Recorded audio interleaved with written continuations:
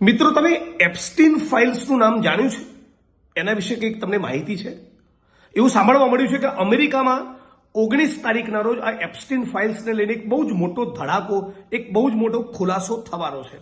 વાત એવી છે કે એપ્સ્ટીન નામનો કંઈક માણસ એ આંતરરાષ્ટ્રીય સ્તરે નેતાઓ, મોટા મોટા અધિકારીઓ અને ઉદ્યોગપતિઓ અને જેની પણ પાસે સંપત્તિ, ધન દોલત છે એવા પૈસાપાત્ર માણસોને 18 વર્ષથી નાની ઉંમરની દીકરીઓ પ્રોવાઈડ કરવાનું, હા, સેક્સ લીલા માણવા માટે 18 વર્ષથી નાની ઉંમરની નાબાલિગ દીકરીઓ પહોંચાડવાનું એક આખું ગ્લોબલ રેકેટ, એક આંતરરાષ્ટ્રીય સ્તરનું એક બહુ મોટું ષડયંત્ર પકડાયું છે.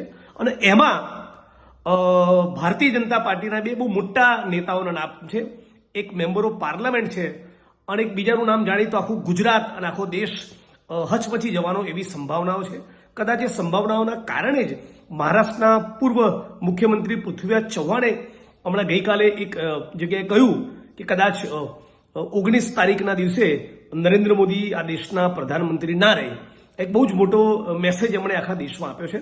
પણ હું અપીલ કરું છું કે એપ્સ્ટીન ફાઇલ શું છે અને એમાં ગુજરાત અને દેશના કયા નેતાઓના નામ અને ગુજરાતના એક બહુ જ મોટા પૂંજીપતિ જે હાલ મુંબઈમાં રહે છે એમનું પણ નામ આ ચાઇલ્ડ સેક્સ અબ્યુઝમાં, ચાઇલ્ડ સેક્સના રેકેટમાં 18 વર્ષથી નાની ઉંમરની દીકરીઓને શારીરિક રીતે ભોગવવાના આ ષડયંત્રમાં નામ છે.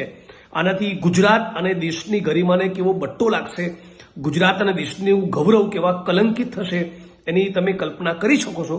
પણ 19 તારીખે એનો ખુલાસો થવાનો છે. ત્યાં સુધી આપ સૌને વિનંતી અને અપીલ કરું છું કે એપ્સ્ટીન ફાઇલ શું છે અને કયા એક બહુ મોટા નેતાનું નામ છે એના વિશે જ્યાં પણ તમને માહિતી મળે એ તમે જરા શોધવાની કોશિશ કરો.